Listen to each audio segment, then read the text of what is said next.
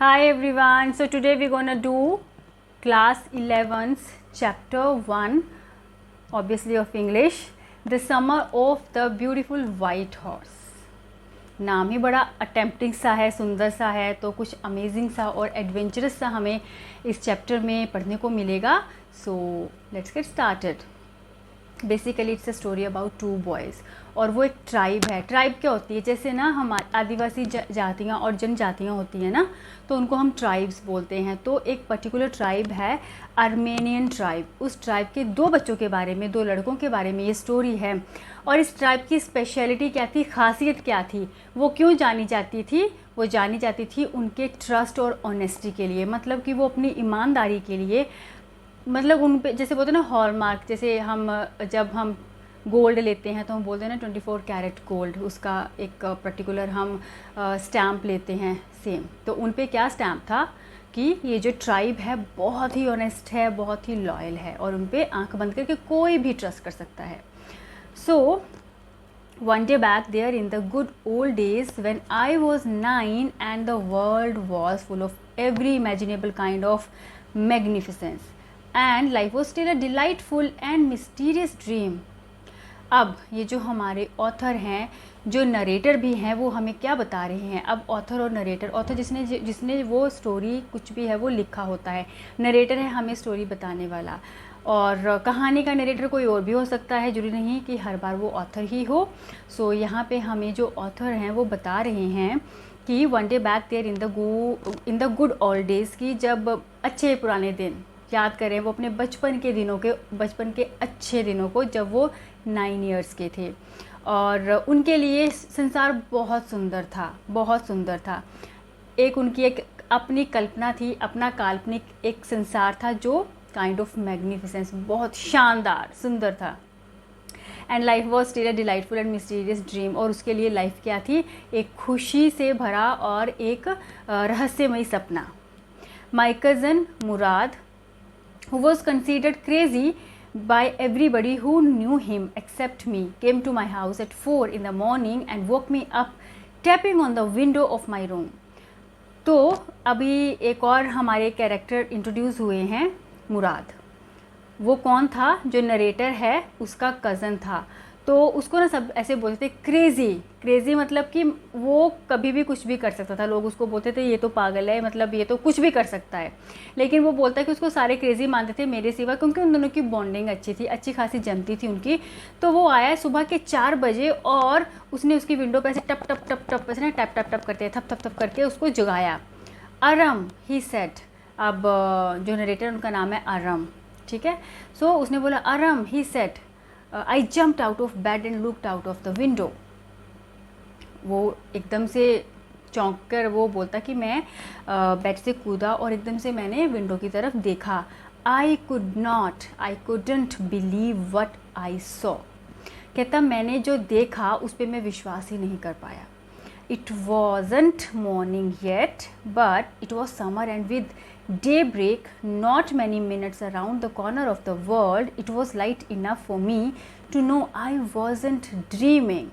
कहता कि समर के दिन थे, ठीक है, और सुबह का टाइम होता तो वो धुंधला सा होता ना, झुरमुला सा, वो वाला वैसा वाला सीन था वहाँ पे. एंड अभी मतलब सुबह होने में कुछ टाइम बाकी था, प्रॉपर लाइट होने में कुछ टाइम बाकी था. बट कहता कि उतनी लाइट काफ़ी थी कि जिससे मुझे ये विश्वास था कि मैं कोई सपना नहीं देख रहा हूँ, ठीक है. कहता कि वैसे तो टाइम मतलब सुबह का टाइम था, लेकिन इतना भी अंधेरा नहीं था कि मुझे ये लगे कि मैं ड्रीम ले रहा हूँ. Okay, I am dreaming.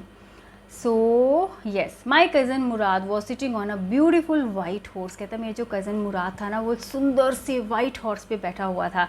I stuck my head out of the window, rub my eyes. कहता मैंने ऐसे करके विंडो से मतलब जो था बाहर सर निकाला एंड ऐसे से आंखें मली अपनी, है ना, देखते कि हाँ मैं जो देख रहा हूँ वो सच है कि कहीं सपना तो नहीं है. Yes he said in Armenian. तो उसने आर्मेनियन में बोला हाँ इट्स अ हॉर्स. अरे हाँ ये तो एक घोड़ा है.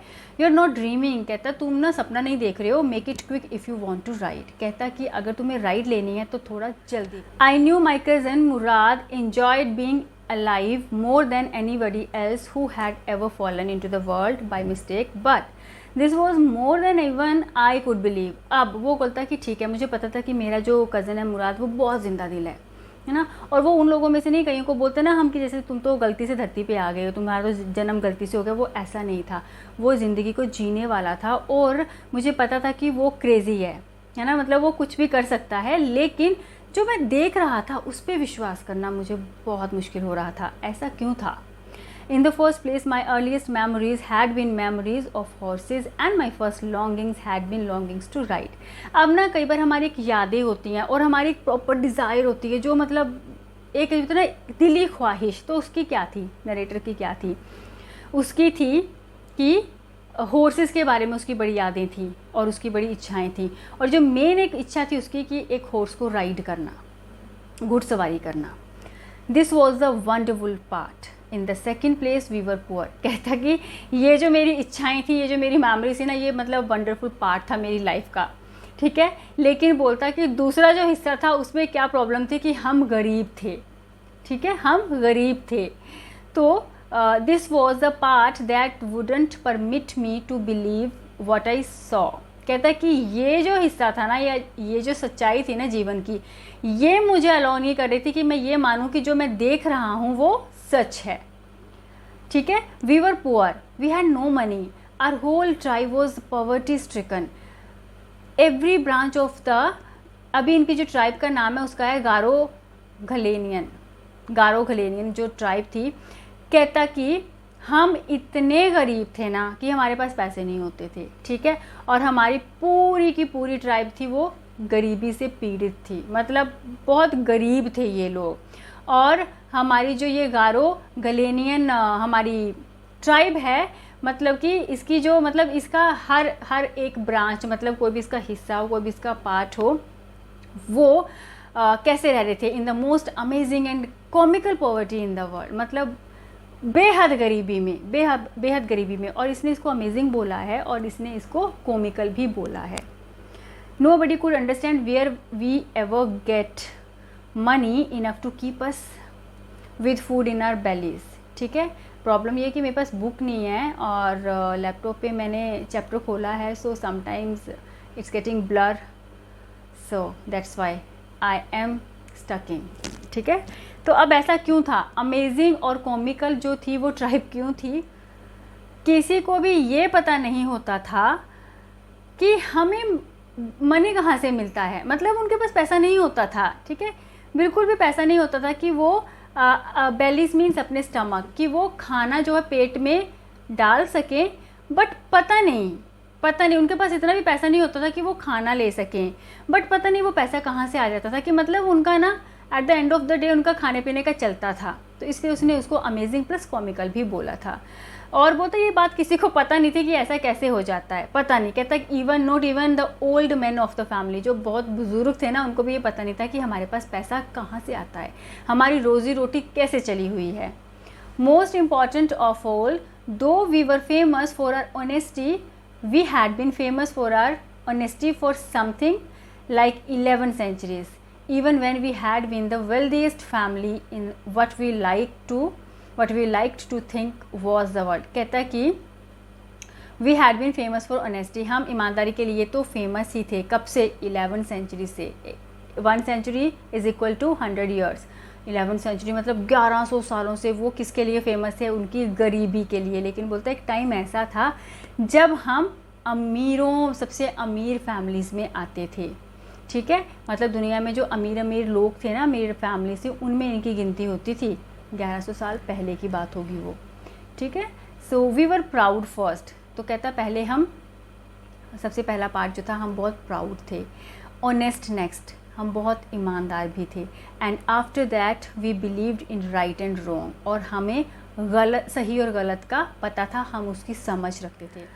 None of us would take advantage of anybody in the world, let alone steal. अब वो ऐसा क्यों बोल रहा है? कह रहा है कि हम लोग एक तो प्राउड थे, है ना, बड़े गर्वीले थे वो, उन पे सब, मतलब उनको खुद पे गर्व था, और ऑनेस्टी के लिए बड़े फेमस थे. ऊपर से वो उनको गलत और सही में डिफ्रेंटिशिएट करना आता था, अंतर निकालना आता था। तो कहता कि हम किसी का इतना सा भी फ़ायदा तक नहीं उठा सकते तो चोरी करना तो दूर की बात है। लेट अलोन स्टील मतलब चोरी करना तो दूर की बात है। वो ऐसा क्यों बोल रहा है? क्योंकि वो सोच रहा है कि हम लोग इतने गरीब हैं कि हमें एक वक्त का खा के दूसरे वक्त के पता नहीं होता कि नेक्स्ट टाइम खाना मिलेगा या नहीं। तो ये जो मुराद है, ये जो हॉर्स लेकर आया है, ये ख़रीद तो सकता नहीं है। ठीक है, तो ऑप्शन क्या बचा कि चोरी का। लेकिन उसको अपनी ट्राइब की स्पेशलिटी भी पता थी कि हमारी ट्राइब किस चीज़ के लिए फेमस है। तो मतलब हम लोग तो किसी का इतना सा फ़ायदा नहीं उठा सकते, चोरी तो दूर की बात है। मतलब उसके दिमाग में ना लॉजिक्स, तर्क वितर्क घूम रहे हैं। Consequently even though I could see the horse, कहता है कि मतलब जो भी वो कर रहा था मतगणना, जो भी उसके अंदर लगी हुई थी, मतलब उसका जो फिर भी था एज अ रिज़ल्ट वो क्या वो देख सकता था एक हॉर्स उसके सामने। सो magnificent even though I could smell it, so lovely even though I could hear it breathing, so exciting I couldn't believe the horse had anything to do with my cousin Murad or with me or with any of other members of our family, asleep or awake, because I knew my cousin Murad could not have bought the horse. अब उसने क्या बोला? कहता कि बहुत शानदार, बेहद शानदार। मैं कहता उसकी जो हॉर्स की जो स्मेल थी मैं वो ले पा रहा था, बेहद शानदार, बड़ा ही प्यारा है ना। और मैं उसकी सांस की, उसका जो सांस ले रहा था उसको मैं आई कैन फील, उसको वो सुन पा रहा था। बहुत एक्साइटिंग ना, कि मतलब I couldn't believe the horse had anything, मतलब उसको था कि उसको घोड़े को देखकर इतनी फीलिंग्स आ रही थी, लेकिन वो इस चीज़ को बिलीव ही नहीं कर पा रहा था कि इस घोड़े का कुछ भी लेना देना है उसके कज़न से, उससे खुद से, या उसकी मतलब पूरी ट्राइब में किसी भी फैमिली से। मतलब वो होता है कि ये हो ही नहीं सकता, ना जागते हुए मैं ऐसा सोच सकता हूँ, ना सोते हुए, मतलब सपना भी सच नहीं हो सकता और सच होने की तो बात ही नहीं है। और क्यों था ऐसा? क्योंकि उसको पता था कि उसका कज़न मुराद उसको ख़रीद ही नहीं सकता है। And if he couldn't have bought it he must have stolen it. तो वो लॉजिकल बन रहा है, कह रहा है कि अगर वो उसको ख़रीद नहीं सकता तो इसका मतलब क्या है? सिंपली कि उसने इसको ज़रूर से चुराया होगा। And I refuse to believe he had stolen it. और क्योंकि उनकी जो ट्राइब थी वो उनकी ऑनेस्टी के लिए जानी जाती थी, तो वो कहता है कि मैं इस चीज़ को विश्वास करने से इनकार कर रहा था कि उसने वो घोड़ा चुराया हुआ है। उसके दिमाग में देखो कितना चला हुआ है, ताना बाना। No member of the Garoghlanian family could be a thief, a pious stillness and humor in each of them, which on the one hand delighted me and on the other hand frightened me. अब कहता है कि जो हमारी गारो गलैनियन family है, जो tribe है, उसमें से कोई भी ना थीफ नहीं हो सकता, चोर नहीं हो सकता। अपायस होता है बड़ा पवित्र, रिलीजियस ना, पवित्र जिसको हम बोलते हैं। तो कहता कि अब क्या था, मतलब उसमें जो भी उसकी बातें हो रही थी उनमें ना एक पवित्र, रिलीजियस से ना एक फीलिंग, एक वो पवित्रता वाली फीलिंग भी थी। थोड़ा सा उसको ह्यूमरस भी लग रहा था, है ना। उसको ह्यूमरस क्यों लग रहा था कि हाय सामने तो घोड़ा खड़ा है, कितने दिनों से मेरी इच्छा थी मैं इस पर राइड करूँगा यार सच में, और वो भी वाइट हॉर्स ना, तो वो बड़ा डिलाइटेड हो रहा था। और दूसरी पर उसको ना अपनी जब ट्राइब की जो अच्छी बातें, जो उनकी फेमस फीचर्स हैं, जैसे जो इनमें क्वालिटीज़ हैं, उसका चोरी ना करना, झूठ ना बोलना और किसी को धोखा ना देना, जब उसको ये सब बातें याद आ रही थी तो वो डर भी रहा था कि हाय इसने सच में कहीं चोरी तो नहीं करके आ गया ये, है ना। Mourad, I said where did you steal this horse. अब उसने डायरेक्ट उसको क्या पूछा, ये नहीं पूछा कि तुमने घोड़ा चुराया, कहता तुमने घोड़ा चुराया कहाँ से है। So leap out of window he said if you want to ride. उसने ये नहीं बोला, उसने सीधा बोला कि लीप आउट मतलब कूद के विंडो से बाहर आ जाओ अगर तुम्हें इसकी राइड लेनी है तो, ठीक है। It was true, then he had stolen the horse. अब उसको पूरा यकीन हो गया कि भाई इसने घोड़े को चुराया है। There was no question about it. He had come to invite me to ride or not as I chose. मतलब इसके बारे में अब कोई क्वेश्चन रह ही नहीं गया था, कोई डाउट नहीं था, उसने घोड़ा चुराया है और वो उसको इनवाइट करने आया था कि तुझे राइड करनी है कि नहीं करनी है, और एज आई चोज, जैसा कि मैंने चुना। अब क्या चुना उसने? Well it seem to me stealing a horse for a ride was not same thing as stealing something else.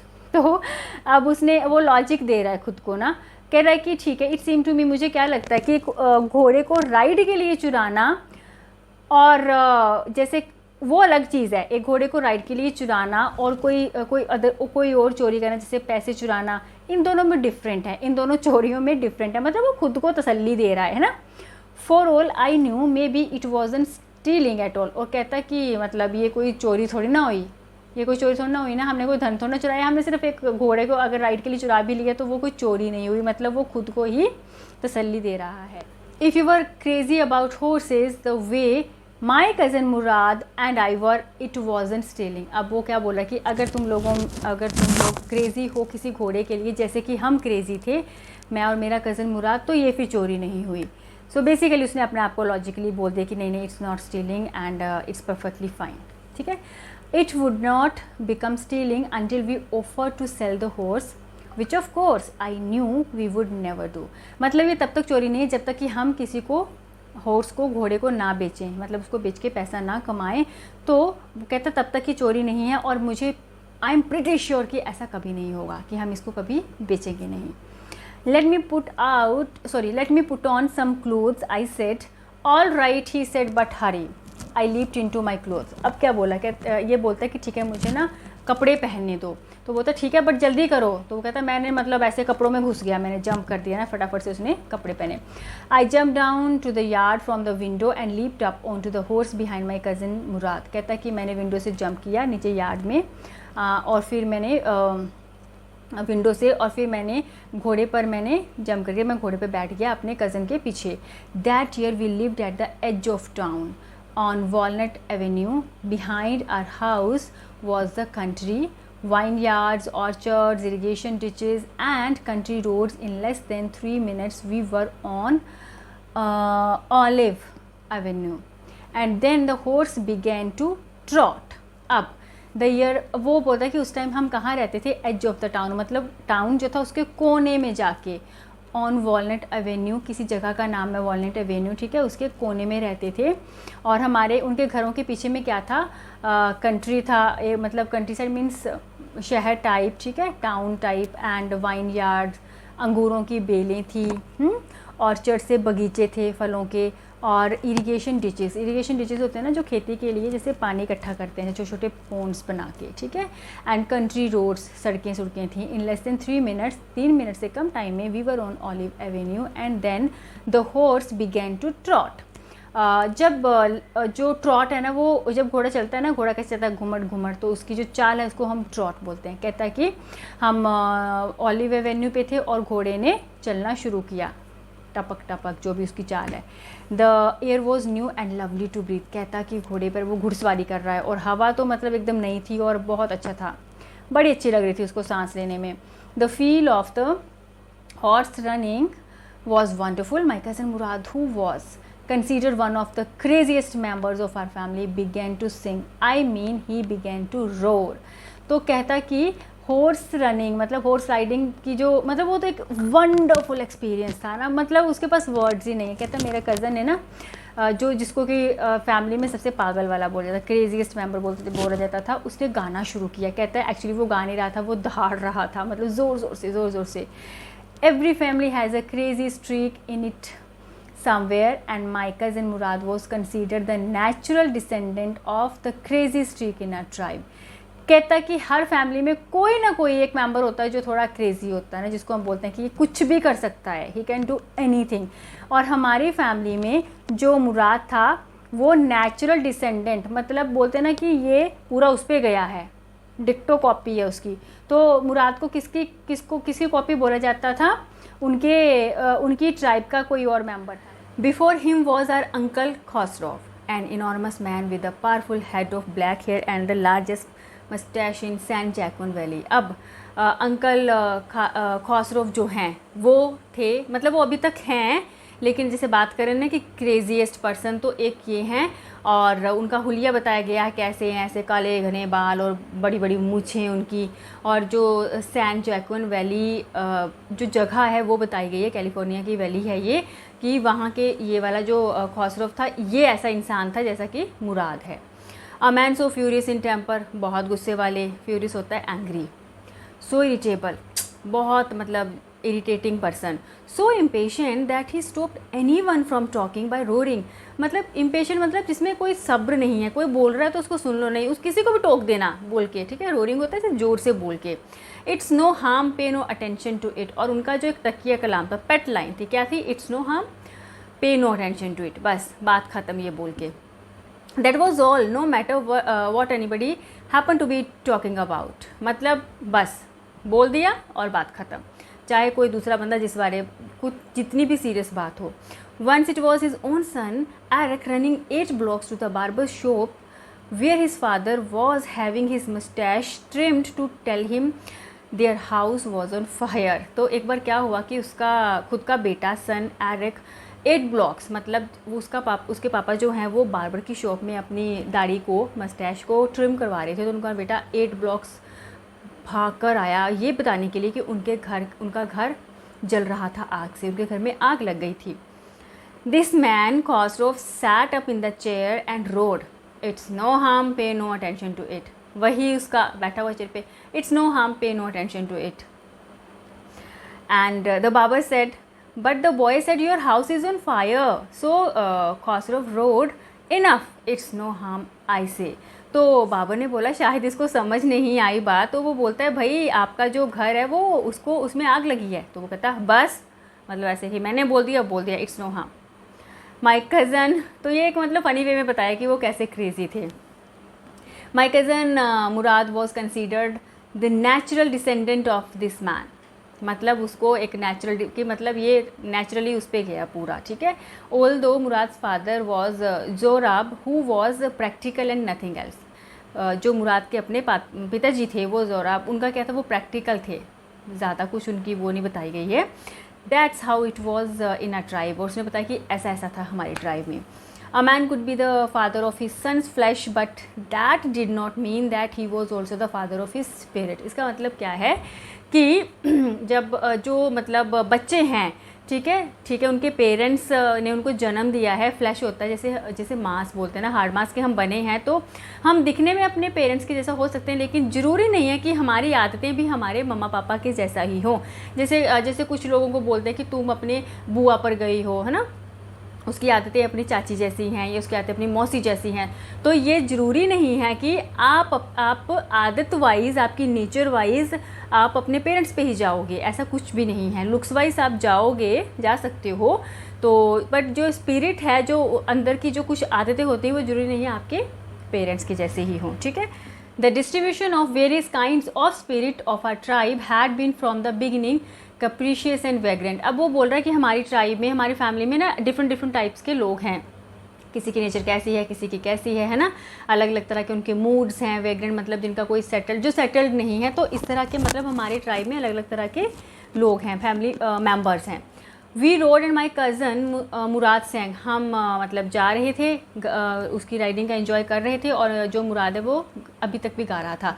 For all anybody knew we were still in the old country where at least according to some of our neighbours we belonged. तो बाकी सब के लिए वो अभी भी old country में थे, मतलब अपने घर में सो रहे थे, जबकि वो हॉर्स राइडिंग का एंजॉय कर रहे थे, ठीक है. They were enjoying horse riding and at least according to some of the neighbours के अकॉर्डिंग, मतलब अगर फैमिली मेम्बर को हमारा पता नहीं हो कि हम कहाँ हैं, तो नेबर जो थे उनको, मतलब उनके नेबर्स या उनकी फैमिली मेम्बर के लिए वो अभी तक ओल्ड कंट्री में थे और अपने घरों में सो रहे थे. We let the horse run as long as it felt like running. कहता है कि हमने घोड़े को तब तक दौड़ाया जब तक कि वो दौड़ सकता था. At last my cousin Murad said, get down, I want to ride alone. अब फिर उसके जो कज़न है मुराद, उसने कहा भाई अभी नीचे उतरो, मुझे अकेले राइड लेनी है इसकी. Will you let me ride alone, I ask. तो मैंने पूछा, नरेटर ने पूछा कि क्या तुम मुझे भी ऐसे अकेले घुड़सवारी करने दोगे.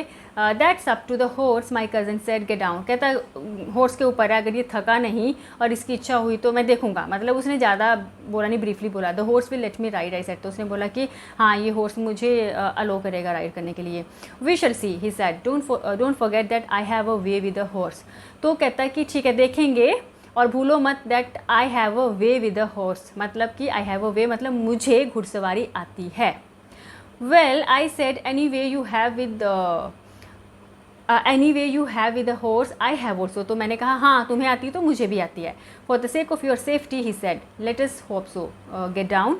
तो मुराद ने बोला भाई मैं तुम्हारी सेफ्टी के लिए ही बोल रहा हूँ, मुझे वैसे कोई प्रॉब्लम नहीं है, बट मैं तुम्हारी सेफ्टी के लिए बोल रहा हूँ कि तुम्हें घुड़सवारी नहीं आती है, इसलिए मैं मना कर रहा हूँ. बट देखते हैं, लेट्स होप कि आप तुम कर सको घुड़सवारी, पहले तो नीचे उतर जाओ. All right I said but remember you've got to let me try to ride alone. बोलता ठीक है लेकिन याद रखना मुझे भी अकेले राइड लेनी है. I go down and my cousin Murad kicked his heels into the horse and shouted, Vazire run. कहता मैं नीचे उतरा और मेरे कज़न मुराद ने हील्स, जूतों की जो हील्स हैं वो हॉर्स के स्किन पे मारी से मारते ना पैर से, फिर हॉर्स जो है उसको चलाने के लिए. एंड शाउटेड, उसने कहा और चिल्लाया वो ज़ोर से, वज़ीरे चलो भागो. The horse stood on its hind legs, snorted, and burst into a fury of speed that was the loveliest thing I had ever seen. तो अभी क्या था, उसने बोला ना वज़ीरे चलो, ठीक है. अब उसने हॉर्स का एक्शन बताया कि वो अपने उसने आगे के दोनों पैर उठा दिए, ठीक है, पीछे वाले पैरों पे वो ऐसे खड़ा हो गया ऑलमोस्ट. स्नॉटेड मतलब वो एक आवाज़ करता है ना जैसे घोड़े की आवाज़ होती है. And burst into fury of speed, और एकदम से बहुत तेज़ी से वो भागने लगा. और उसके लिए ये चीज़ सबसे प्यारी चीज़ थी, अमेजिंग चीज़ थी, जो उसने आज तक कभी भी ऐसा सीन देखा था. सबसे ब्यूटीफुल और लवलीएस्ट सीन था. My cousin Murad raced the horse across a field of dry grass to an irrigation ditch, crossed the ditch on the horse, and 5 minutes later returned dripping wet. तो उसने बोला कि मुराद ने घोड़े को कहाँ कहाँ दौड़ाया. पहले वो एक ड्राई ग्रास के फील्ड में गए, फिर वो इरिगेशन डिच में गए और उस डिच को क्रॉस किया. तो ऑब्वियसली जब वो डिच को क्रॉस किया उन्होंने, तो 5 मिनट बाद वो निकले तो वो सारे भीगे हुए थे. The sun was coming up, now it's my turn to ride I said. My cousin Murad got off the horse ride he said. अभी ना सूरज निकल रहा था तो वो बोलता, मैंने बोला अभी भाई मेरी बारी है. तो मुराद ने बोला ठीक है. मुराद जो था वो हॉर्स से नीचे उतरा, गॉट ऑफ मतलब नीचे उतरा, और उसने बोला ठीक है चलाओ करो ride. I leaped to the back of the horse and for a moment knew the most awful fear imaginable. The horse did not move. कहता कि मैं उसकी बैक पे कूद के बैठ गया और जो उसने सोचा था, जिस बात का उसको डर था, सबसे बुरा मोमेंट वही हुआ. क्या हुआ, हॉर्स ने वो नहीं हिला, उसने मूव नहीं किया, कोई हरकत नहीं की. उसको था कि मैं बैठूं और हॉर्स ऐसे स्टाइल मार के चले. Kick into his muscles, my cousin Murad said, what are you waiting for? कहता कि इसके मसल्स पे किक करो भाई, तुम क्या किस चीज़ का वेट कर रहे हो. We have got to take him back before everybody in the world is up and about. कहता कि हमें इसको वापस भी लेके जाना है जब तक कि बाकी सब लोग उठ के अपने नॉर्मल कामों में लग जाएं. अप एंड अबाउट मतलब जैसे लोगों का आना जाना शुरू हो जाएगा ना, जब सुबह सभी लोग अपना काम करेंगे. I kicked into the muscles of the horse. Once again it reared and snorted. Then it began to run. अब उसने उसके मसल्स में मारा तो वो फिर वैसे ही जैसे उसका पहले वाला एक्शन था ना, वैसे उसने हिनाया और एकदम से ऐसे ऊपर को उछला और उसने भागना शुरू किया. और I didn't know what to do. उसको वो कहता मेरे को पता ही नहीं था कि मैंने करना क्या है. Instead of running across the field to the irrigation ditch, the horse ran down the road to the vineyard of Dickran Halabian where it began to leap over vines. कहता कि उसने सोचा कि जैसे मुराद की बारी में वो वैसे गए, खेतों में गए, फिर वो डिच में गए, वैसा कुछ नहीं हुआ. तो हॉर्स कहाँ भाग गया, वो भागा जहाँ पे वो वाइन यार्ड था, ठीक है. और वो ना बेलों के ऊपर ऐसे उछलने लगा. The horse leaped over 7 vines before I fell. कहता कि 7 वाइन्स के ऊपर उसने जंप किया और मतलब जब तक वो गिरा जो हॉर्स था वो 7 वाइन्स पे जंप कर चुका था. Then it continued running. अब जो नरेटर है वो तो गिर गया, ठीक है, और हॉर्स कंटिन्यूसली भागता रहा. माई cousin Murad came running down the road. और वो भी बेचारा मुराद पीछे पीछे भागता आया. कहता I am not worried about you, he shouted. We have got to get that horse. कहता मुझे तुम्हारी चिंता नहीं है, तुम्हें लगी कि नहीं है, बट हमें किसी भी हाल में उस हॉर्स को हासिल करना है. Right, okay. You go this way and I will go this way, if you come upon him B kindly I will be near. कहता मैं यहाँ जाऊँगा, तुम वहाँ जाओ, और अगर तुम्हें वो मिलता है तो उसके साथ नाइसली काइंडली बिहेव करना, मैं तुम्हारे नज़दीक ही रहूँगा, ठीक है। I continue down the road and my cousin Murad went across the field toward the irrigation ditch. कहता कि मैंने रोड पे देखना उसको शुरू किया, और जो मुराद था वो खेतों के उस पार जाके इरीगेशन डिच के सराउंडिंग में उसको ढूंढना शुरू किया। It took him half an hour to find the horse and bring him back. तो आधे घंटा लगा और मुराद को वो मिल गया और उसने उसको वापस लाया। All right he said jump on, the whole world is awake now, what will we do I said. तो कहता कि ठीक है चलो बैठो इस पर, सारा अब तो पूरी दुनिया जाग गई है। तो कहता मैंने पूछा, नरेटर ने पूछा अब हम क्या करेंगे। Well he said will either take him back or hide him until tomorrow morning. कहता हम इसको या तो वापस ले जाएंगे, कहीं छुपा देंगे कल सुबह तक। He didn't sound worried and I knew he had hides him and not he would hide him and not take him back, not for a while at any rate. तो वो चिंतित नहीं था, मतलब जो मुराद था ही वॉज क्वाइट कॉन्फिडेंट है। और नरेटर कहता है कि मैं जानता था कि वो उसको छुपा देगा, ठीक है, और उसको किसी भी सूरत पे वापस नहीं देगा उसके मालिक को, इतनी सी भी देर के लिए, किसी भी कीमत पर। मतलब जो मुराद है वो घोड़े को वापस नहीं करने वाला, वो उसको छुपा के अपने ही पास रखने वाला है। I know a place he said, how long ago did you steal this horse I said. कहता मुराद कहता मुझे एक जगह का पता है जहाँ मैं इसको छुपा सकता हूँ। तो बोलता नरेटर ने पूछा भाई तुमने इसको कितने टाइम पहले चुराया था।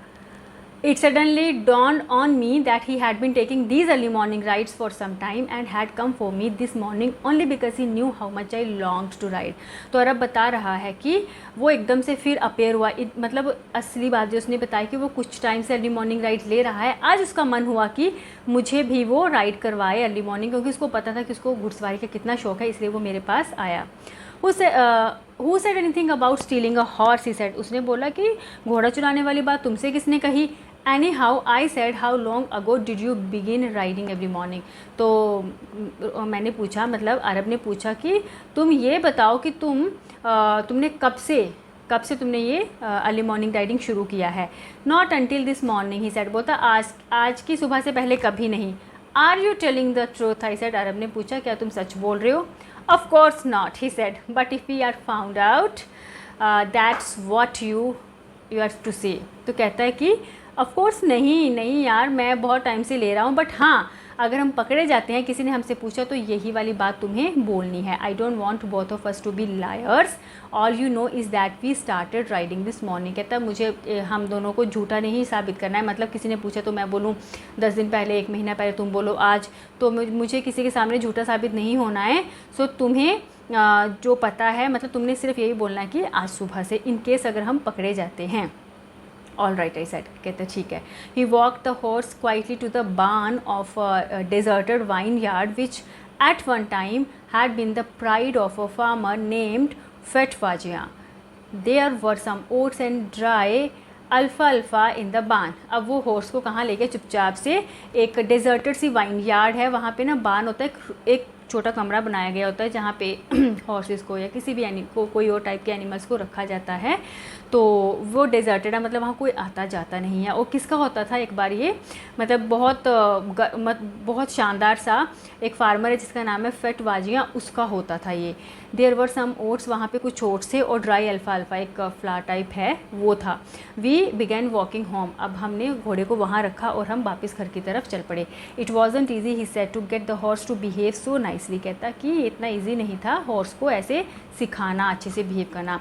Eight first I wanted to it wanted to run wild but I told you I have a way with a horse. कहता कि शुरू में तो ये जंगली की तरह ऐसे भागता था बिल्कुल ना, लेकिन जैसे कि मैंने तुम्हें बताया है कि मुझे घुड़सवारी आती है, तो मतलब मैंने उसको सिखाया, उसको कंट्रोल किया, एंड मैंने उसको सिखाया नाइसली बिहेव करना।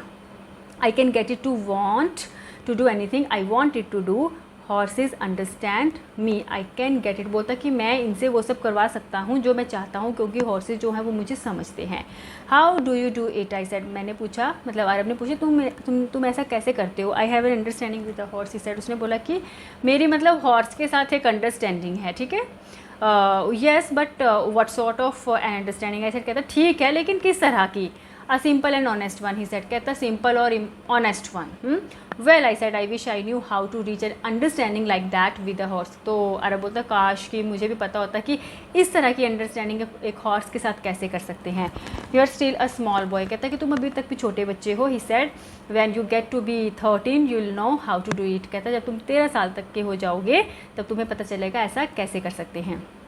आई went home and ate hearty breakfast, बहुत खुशनुमा दिल वाला अच्छा सा स्वाद सा मैंने नाश्ता किया। ठीक है, अरब ने बोलता कि मैं गया और नाश्ता किया। That afternoon my uncle Khosrove came to our house for coffee and cigarettes, कहता कि उस दोपहर को जो अंकल खॉसरोव थे वो हमारे घर पे आए कॉफ़ी और सिगरेट्स के लिए। He sat in the parlour sipping and smoking and remembering the old country. अब मतलब एक जगह वहाँ पे घर पे जहाँ पे ना छोटा सा एरिया, वहाँ पे बैठ गए, कॉफ़ी के सिप ले रहे हैं, स्मोकिंग कर रहे हैं और अपने जो ओल्ड कंट्री है उनके मतलब बातें पुराने, ऑब्वियसली जब मिलते हैं तो पुरानी बातें ही करते हैं। Then another visitor arrived, a farmer named John Byro and a Syrian who out of loneliness had learn to speak Armenian. अब एक और विजिटर वहाँ पे आया, उसका नाम था जॉन बायरो, है ना। वो मतलब उसकी ट्राइब, वो कौन सी ट्राइब को बिलोंग करता था, दैट वाज असायरन। लेकिन वहाँ उसके साथ का कोई और नहीं था, वो अकेला ही था, तो इसलिए उसको सीखनी क्या पड़ी अर्मेनियन, जो उनकी लैंग्वेज थी वो सीखनी पड़ी थी।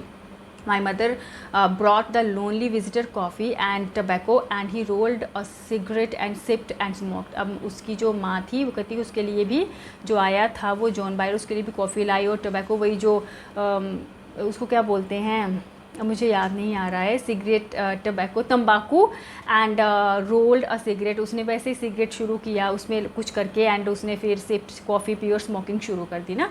And then at last saying sadly he said my white horse which was stolen last month is still gone, I cannot understand it।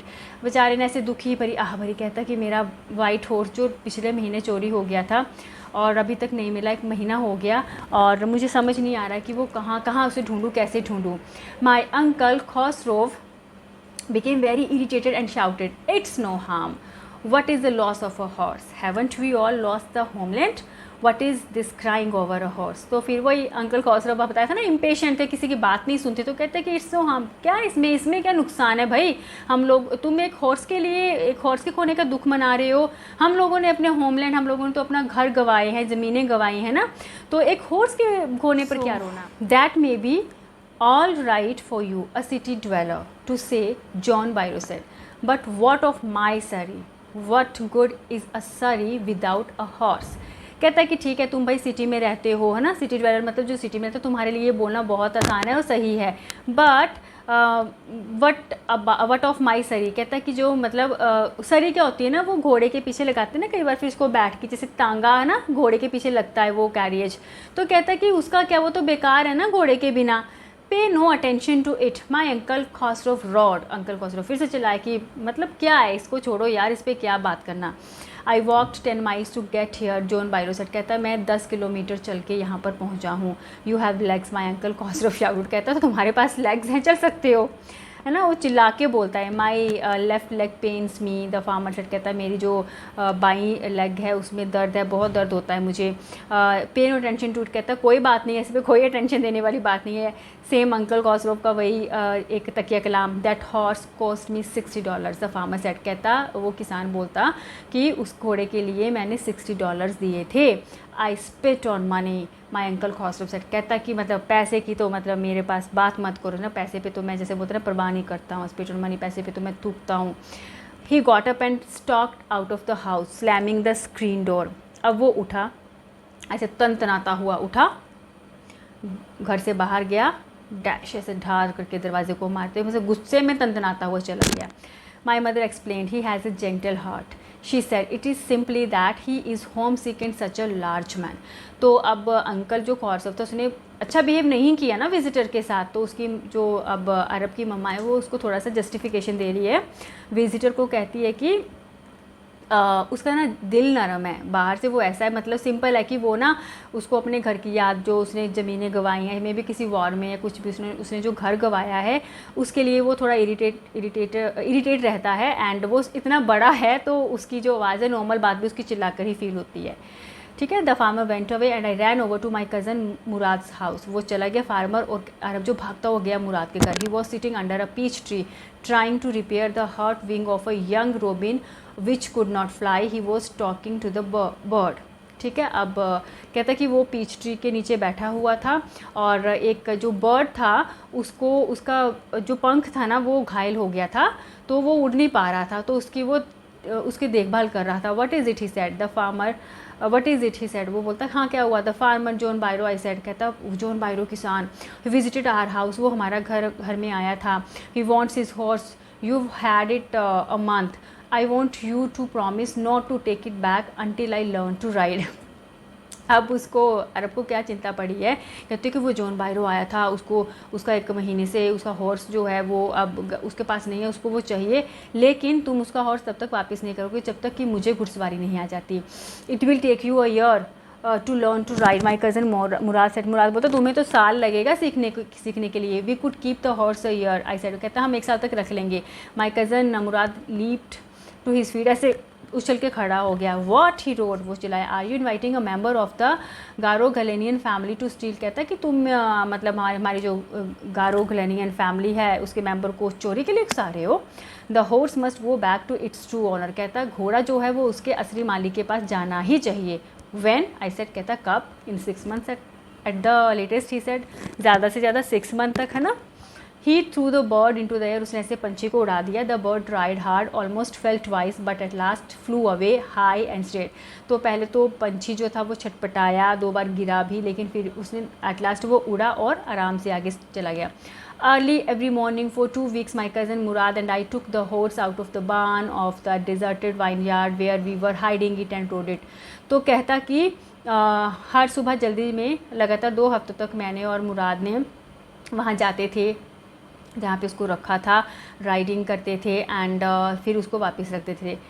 When it was my turn to ride alone, leaped over grapevines and small trees and threw me and ran away। कहता जब भी मेरी बारी आती थी ना अकेले ride करने की, तो हमेशा वो उछलता था ग्रेवाइंस के ऊपर, छोटे छोटे पौधों के ऊपर, और मुझे गिरा के भाग जाता था।